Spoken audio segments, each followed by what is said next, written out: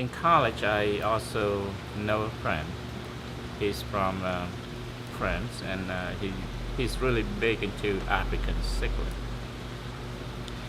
And I never seen an African cichlid yet either. So he asked me to go with him to see a local fish shop around his family's house. So I did, and as I walked into that local shop, um, my in the corner of my eyes I saw something really beautiful, colorful, and that's a queen angel fish, and some kind, and also butterfly fish like Origa butterfly, saddleback butterflies, and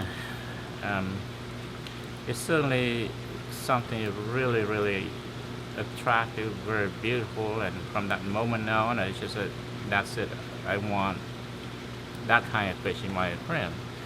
So I went back and talked to another local fish shop in Chinatown, and I told him I want a tank, an acrylic, and my first marine tank is a 240-gallon tank. Okay, it's made by True at 8 feet long by 2 feet wide by 2 feet high.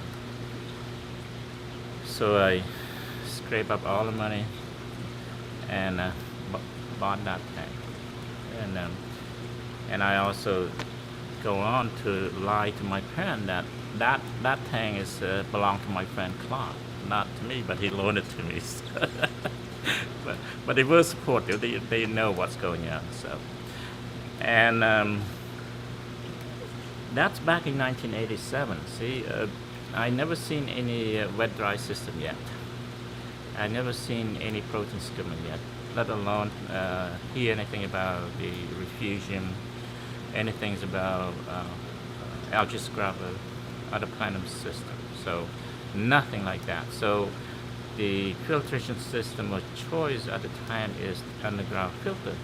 But because my 240-gallon tank is so huge, there's no commercial underground filter available. So I had to order a custom made of underground filter, and I believe the company made that for me is they call Rainbow Plastic at the time, and they changed the name to Pentia Aquariums now.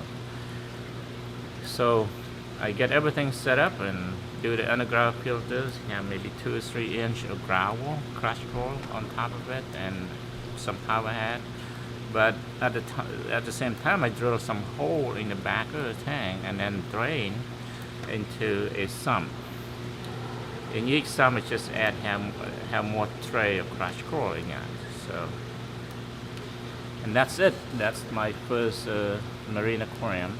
And as soon as I set up, then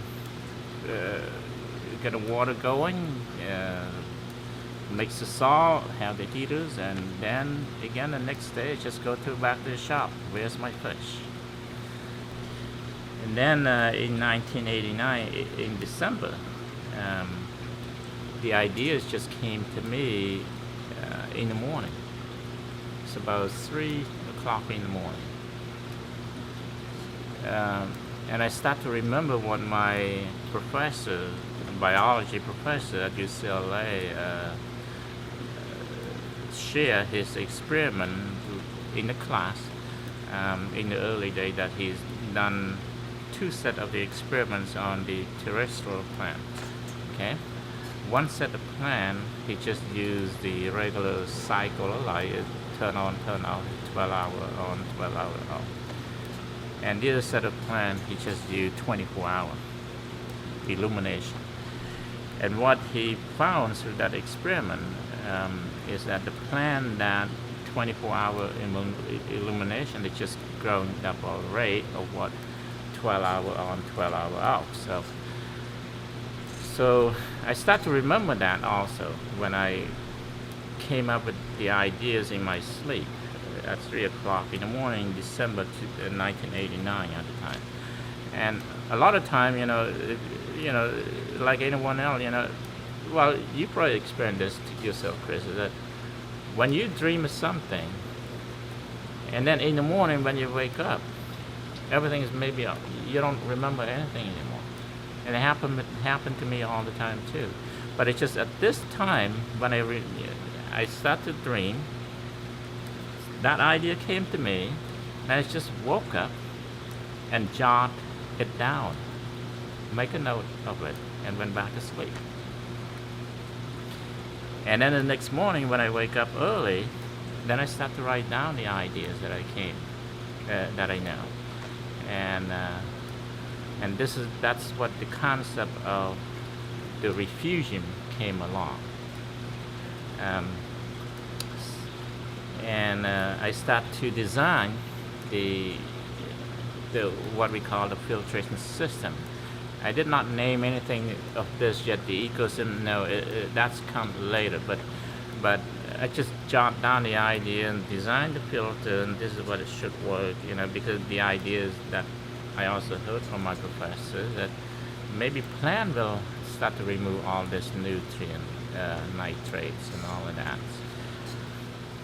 When I moved to Dana Point after we get married, and then also commute to UCLA to start my graduate programs in mathematics, and then finally I just gave up, dropped out from that graduate program, which is doing the business full time, and then I started to have a little time to play around with my idea, the filter.